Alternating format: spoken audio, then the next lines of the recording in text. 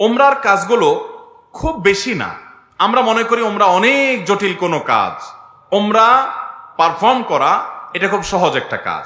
সর্বপ্রথম কাজ হলো আপনার দেশ থেকে আপনি যখন যাবেন মিকাতে গিয়ে গোসল করে উত্তম রূপে হাতের চুল নখ ইত্যাদি, শরীরের চুল নখ ইত্যাদি থাকলে অবাঞ্ছিত এগুলা কেটে পরিষ্কার হয়ে ফ্রেশ হয়ে গোসল করে এহরামের কাপড়, সেলাই ছাড়া কাপড় পরবেন, পরে লাব্বাইকা উমরাতান নিয়ত করবেন। কারো পক্ষ থেকে করলে লাব্বাইকা উমরাতান আন অমুক অমুক মনে মনে নিয়ত করলে হবে, জমুকের তরফ থেকে লাব্বাইকা উমরাতান, বাস নিয়ত করে ফেললেন। এরপরে আপনি রওনা দিবেন।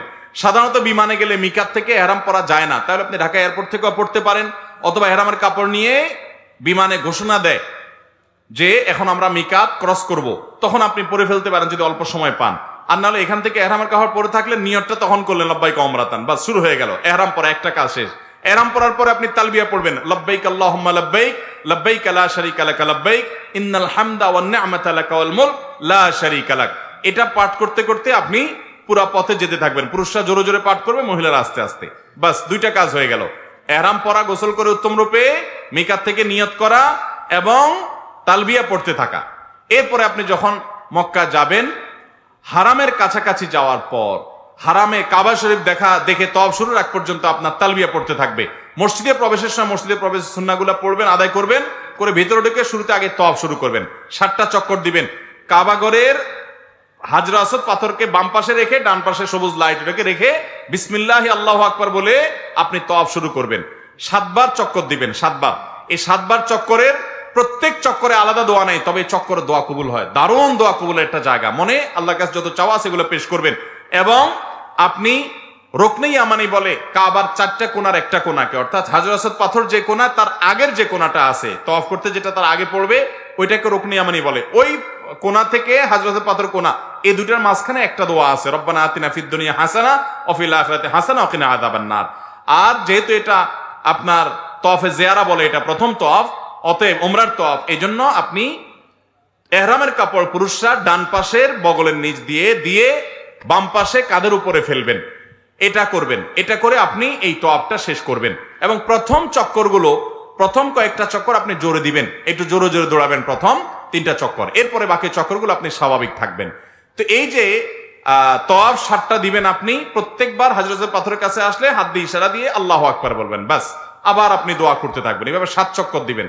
তওয়াফ করা শেষ, আপনি মাকাম ইব্রাহিমকে সামনে রেখে অথবা হারামের যে কোনো জায়গা দাঁড়িয়ে 2 রাকাত সালাত পড়বেন। প্রথম রাকাতে সূরা কাফিরুন, দ্বিতীয় রাকাতে সূরা কুল হুয়াল্লাহ।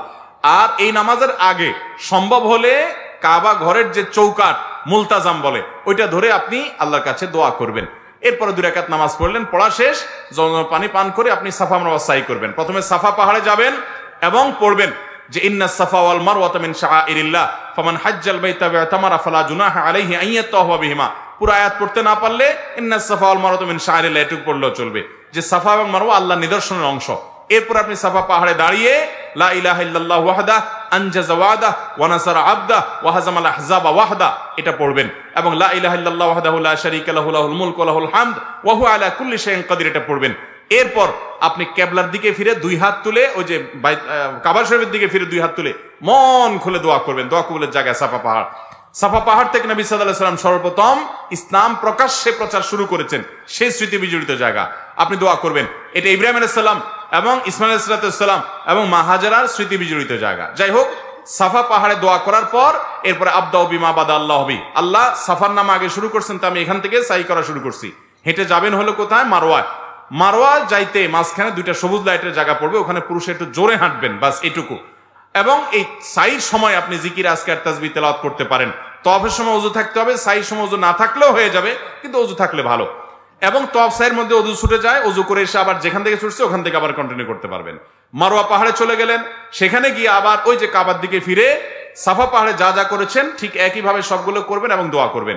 ওখান থেকে আবার আপনি সবগুলো দোয়া পড়বেন। ওখান থেকে আবার আপনি সাফা পাহাড়ে আসবেন। তাহলে সাফা থেকে মারওয়া গেলেন একটা চক্কর, মারওয়া থেকে আবার আসলেন আরেকটা, আবার গেলেন আরেকটা, এভাবে মোট 7টা চক্কর দিতে হবে। সাফায় শুরু হবে, মারওয়া গিয়ে শেষ হবে। যে আসলে একটা না, গেলে একটা, গেলে আরেকটা, আসলে আরেকটা, এবার মোট 7টা হবে। 7 চক্কর শেষ, আপনার ওমরা শেষ। এরপরে পুরুষরা মাথা চুল চেঁচে ফেলবেন, না চাচতে পারলে পুরো মাথার চুল ছোট করতে হবে। 2-4টা সামান্য একটু ছোট করলে হবে না, মহিলারা তাদের মাথার চুলে সামান্য অল্প একটু ছোট করলে হবে। তাদের এহরাম হলো তারা স্বাভাবিক পোশাক আশাক পরবে, অতিরিক্ত সাজসজ্জা করবে না, এবং তারা মুখমণ্ডল এটার উপরে যদি ওড়না দিতে হয় অন্য পুরুষরা থাকে তাহলে সেটা যাতে আপনার মুখ বেঁধে রাখা না হয় সেটা খেয়াল রাখবে, কাপড় টেনে রাখবে যাতে পরপুরুষরা না দেখতে পারে। আর কোথাও পরপুরুষ না থাকলে মুখ খোলা রাখবে এহরাম পরা অবস্থায়। আর এহরাম পরা অবস্থায় পুরুষরা সুগন্ধি ব্যবহার করবে না, সেলা আলা পোশাক পরবে না, আন্ডারওয়্যার পরবে না, মাথায় টুপি মাথা ঢাকবে না, এই সমস্ত কাজ করবে না। কোনো পশু পাখি এমনকি আপনার মশা টশা ইত্যাদিও মারবে না, যথাসম্ভব তাড়িয়ে দিবে। অর্থাৎ এক কথায় এহরাম পরা অবস্থায় নিষিদ্ধ কাজগুলো সব করবে না। সাফা মারওয়া সাই শেষ, মাথা মুন্ডানো শেষ, এখন তিনি হালাল হয়ে গেলেন। এখন যেগুলো নিষিদ্ধ ছিল এহরাম অবস্থায় সেগুলো সব এখন যায় সেলাই করা পোশাক পরতে পারেন। তার ওমরা শেষ হয়ে গেল। অত্যন্ত সহজ এবং খুব আপনার অল্প কয়েকটা আমল এর মাধ্যমে ওমরা সম্পন্ন করা যায়।